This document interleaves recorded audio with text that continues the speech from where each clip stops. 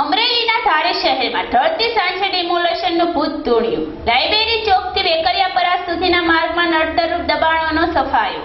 ગાયોના ગોંદરાનું નિકંદન કાઢી નાખતા લોકરોષ ભભૂક્યો। મહાકાય વડલાના વૃક્ષને પણ તંત્ર દ્વારા ઉખેડી નાખતા ગૌમાતાનો છાંયડો સીનવાયો। નિશાસા નાખતી ગૌમાતાઓ દ્રશ્યમાન થતા વહીવટી તંત્ર સામે લોકરોષ।